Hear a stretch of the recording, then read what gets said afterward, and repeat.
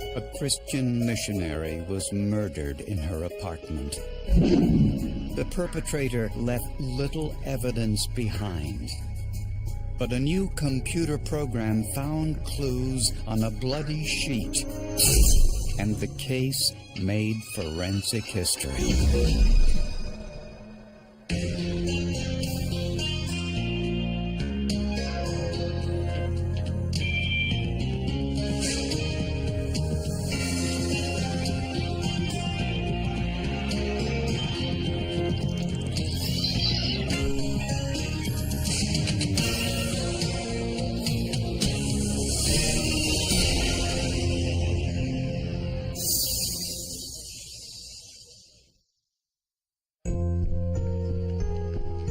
Kirkland, Washington, an upscale suburb of Seattle, which has some of the best educated citizens in the United States. Over 95% have either a high school or college diploma. 27-year-old Dawn Fehring fit right in. Dawn was very much interested in foreign languages, and she was an exchange student in Paris first and learning French, and then went to Vienna, Austria, and learned German. Dawn was an accomplished violinist and dancer who had recently returned from Japan, where she was doing Christian missionary work. She was living in this apartment building in Kirkland for just 2 weeks when her neighbor, a local fireman, noticed her front door was left open and decided to investigate. So he grabbed his portable phone, knocked on the door, called out to see if anyone was there, and when he didn't receive a response, he entered into the unit. In the kitchen, there were freshly baked cookies. In the bedroom, he found his neighbor, Dawn Fehring, on the floor. Emergency, what are you reporting? I found a body. She's laying on her side. Rigor mortis has set in. Body's cold. Head's covered. Her head is covered? Yeah. You covered it? No. I just checked the body to see if she was okay. Dawn was pronounced dead at the scene. It was total denial for me. I couldn't believe that it was happening. I mean, there's no motive. She has no enemies whatsoever. I don't think she knew anybody. I don't think she even knew the people across the hall. She had not, as yet, said anything to any of us about the other people in the condo. The autopsy revealed a fist-sized bruise on the back of Dawn's head. She had also been sexually assaulted and strangled to death with the bed sheet.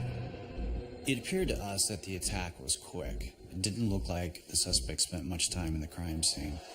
And again, that night, no one heard or saw anything. And there's units above and below and across from her, and people were home at the time. The one thing that the investigators knew immediately when they entered the scene was that whomever it was that did this was a smoker. They knew this from the ashes on the mattress and the burn mark on the table where he put the cigarette out. He didn't leave the cigarette butt behind. It means one of two things. Either he had a cigarette in his mouth when he went in, or after he realized what he's done, he said to himself, "Oh God, what am I going to do now?" And it was then that he lit the cigarette and thought about what he might do to try and cover it up or clean it up or abandon it. There was also a blood stain on the fitted sheet. Tests showed the blood was Dawn Fehring's. Investigators didn't find any foreign fingerprints or shoe impressions at the scene. None of the neighbors saw or heard anything suspicious, and nothing had been stolen from the apartment. From a prosecutorial perspective, most of the time you get killed for a reason. Somebody knows you, whether it's a legitimate reason or not, and most of the time it's not, but there's always a reason, almost always a reason. In this case, there was none. Dawn Fairing led a very low-risk lifestyle. She was involved in a romantic relationship.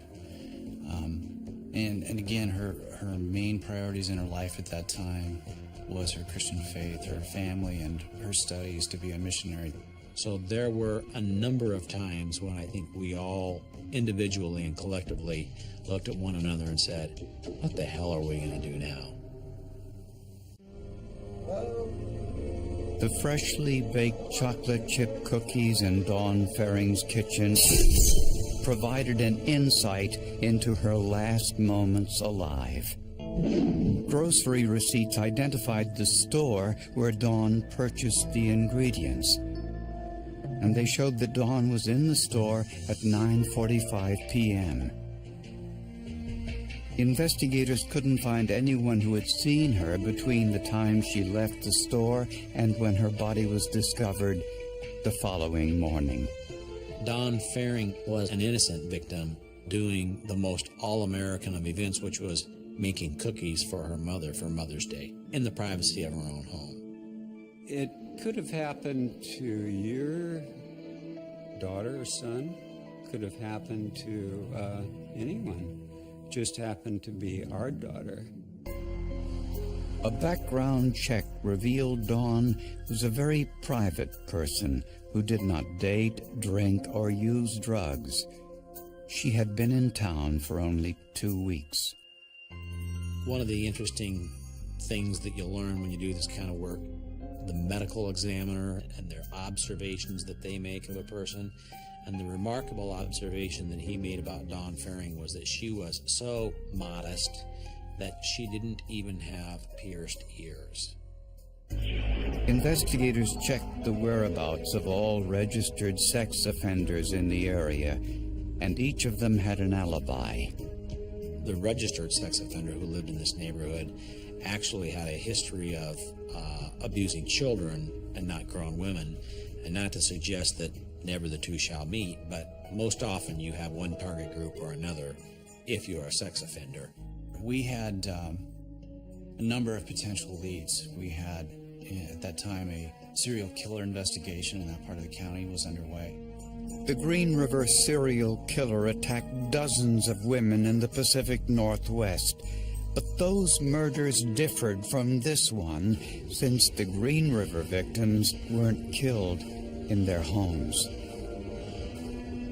Investigators were fairly certain that Dawn's killer lived somewhere nearby. We initially looked at everyone in the building. There was nothing that really stood out. People had alibis. They were pretty much accounted for. And when we ran the criminal history checks on those persons, we didn't come back with anything of concern. And it also appeared that the killer knew Dawn lived alone. If it had been someone who just followed her home from the grocery store or off the street, they're taking a huge chance by entering into someone's residence and gambling that they're there alone. Although Dawn had been sexually assaulted, the medical examiner could find no biological evidence left by the perpetrator. The only possible piece of evidence was the blood stain on Dawn's bed. The blood was Dawn's. But was it possible that the blood held other clues? The evidence techs looked at it and reviewed it, and the officer asked, what are our chances of identifying somebody with this? And in unison, they both said, slim to none. If the killer had touched the blood, it might show his fingerprint. But the blood was on a porous bed sheet, another roadblock. Getting prints on fabric is extremely difficult, pretty rare. There's only, not very many cases documented for that. A quick call to the FBI's crime lab suggested they could try to see if there was a print in the blood stain with the substance called amido black. Amido black has long been used on laboratory slides to enhance the contrast. It also reacts positively to the protein in blood. With nothing to lose, forensic scientist Pat Warwick took the FBI's suggestion and soaked the bedsheet in the Amido Black solution. None of us believed in a million years that we were going to get anything out of this, because the moment this sheet went into the Amido Black solution the first time, it turned completely blue. But to the trained eye, something did start to appear. We just couldn't believe it. Here we have this section of fabric, this sheet, and then we can readily see handprints, fingerprints in blood on the sheet. And a lot of it is stuff that was not visible at all, even right before we started. And it was just covered with it. The partial palm print that emerged didn't look like it could be used for any kind of identification. The fabric was the real problem. You have to get in close and look for detail, ridge detail, friction ridge skin detail. So we look at it with magnification. As soon as you get in close, all you can see is the weave of the fabric. You can't really see any detail because the weave is interfering with that. That's all you can see.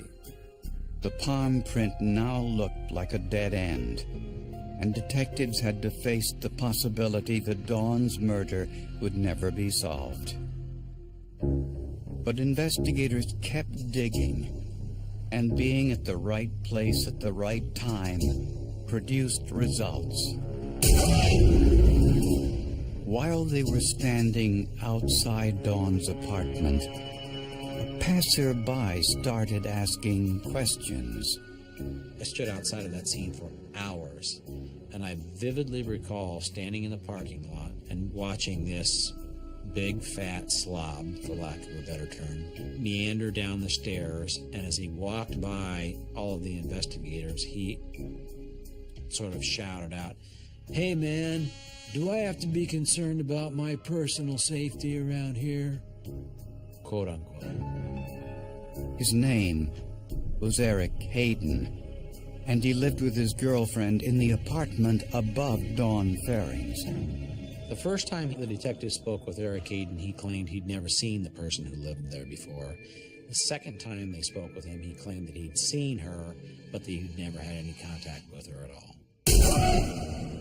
When questioned about his whereabouts on the night of the murder, Hayden claimed he was out drinking with friends until very late that night. And he had no prior arrests for sex-related crimes. We felt it was significant because this is a very unusual thing, just to wake up one day in your early 30s and go out and commit a crime like this. That's unusual. But something about Hayden bothered the investigators. Eric's hand was shaking. He pointed it out himself and he says, "Wow, look at me, my hands are shaking. This is really making me nervous." Was a simple conversation with police that nerve-wracking? Or was there something else?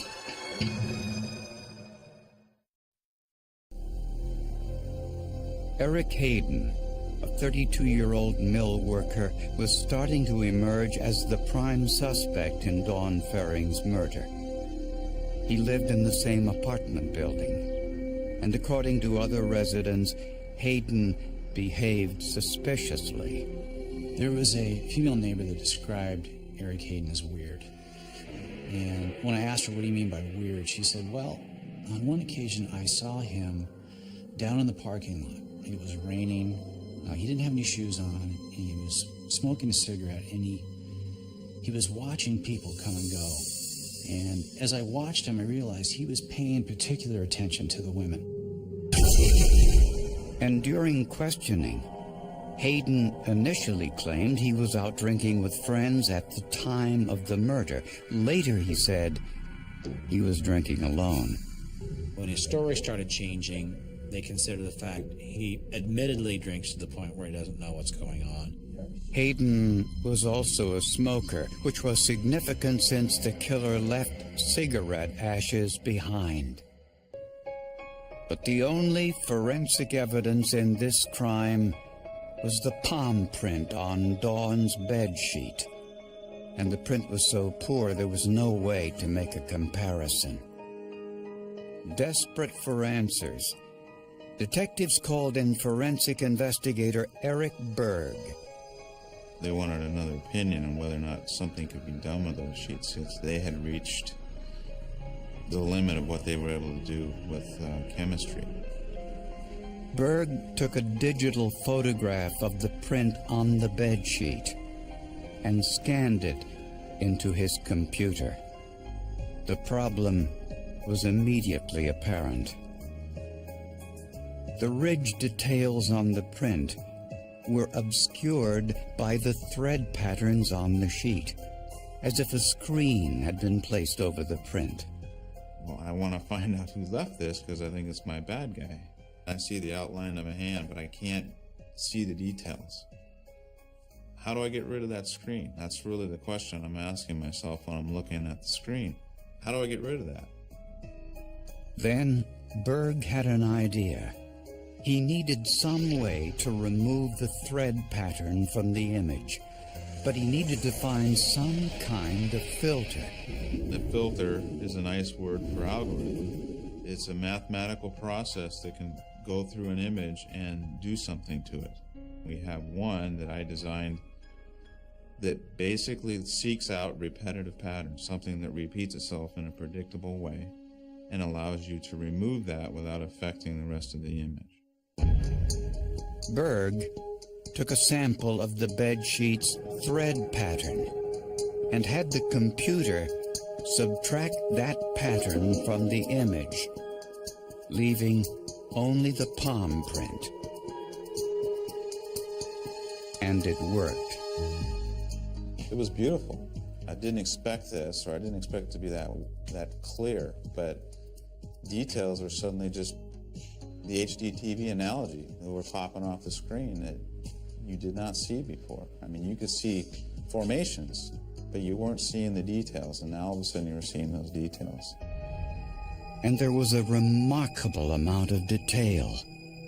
Here we have pretty much half of a hand, from the fingers all the way down to the base of the hand, that's in view, that is readily visible. So we had just a tremendous amount of information as far as doing a latent print examination or a comparison.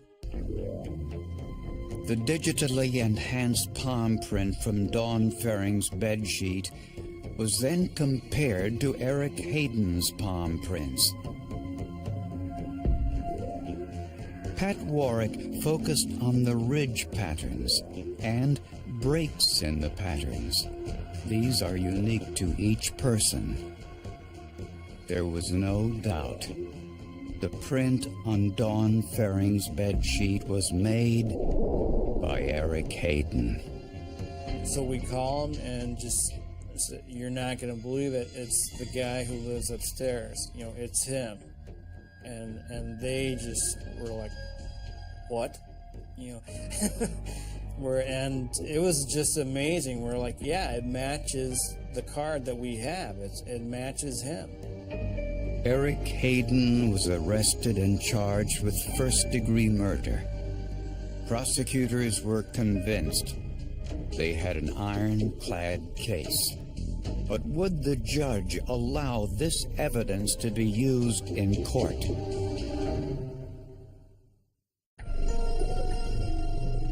As Eric Hayden awaited trial for the murder of Dawn Fering, prosecutors had to deal with a number of problems. The technology used to reveal the print had never been admitted as evidence in a criminal trial. The standard argument in this particular type of case is that the evil empire, the cops are out there and they're just trying to convict innocent people out here of murder and all kinds of terrible crimes. And they'll stop at nothing to do that, including taking computer evidence, manipulating it, adding information, putting stuff in there that would unfairly bias the case against their client. When prosecutors walked into court, they had to convince the judge that the only thing they did to the palm print on the sheet was to enhance it. We don't add anything to the evidence. The evidence is what it is. We will take away that is interfering with our ability to identify, subtracting, but we're not going to put in a fingerprint ridge or a palm detail or anything that's missing. The judge left it to the jury to decide. Eric Berg brought his computer into the courtroom and demonstrated the process. Everybody looked at it and they were just amazed. It was readily apparent that it was a palm print, and I remember I was standing back behind the jury looking at them look at Eric Berg, and in the background was the defense counsel who took one look at me and threw his tie over his shoulder and spun around in the chair and just essentially saying, I'm done. And for all practical purposes, Eric Hayden was done. The palm print told the story of what happened to Dawn Faring. Prosecutors believe Eric Hayden was drunk when he returned to his apartment on the night of the murder. As he walked up the stairs to his apartment, he noticed Dawn's door was slightly ajar.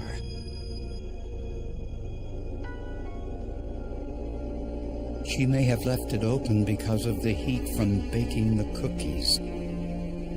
The evidence shows Hayden struck Dawn on the back of her head, knocking her down.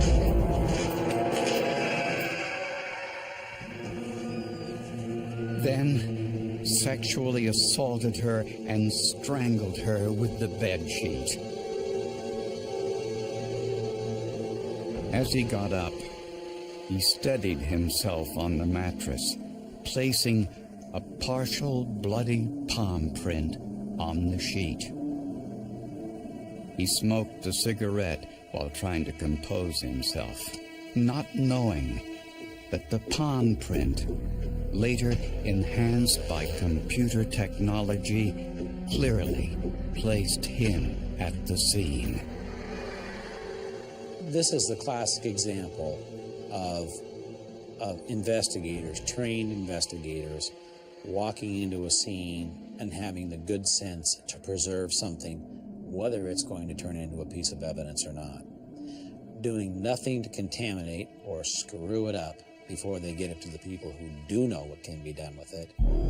Eric Hayden was convicted and sentenced to 26 years in prison.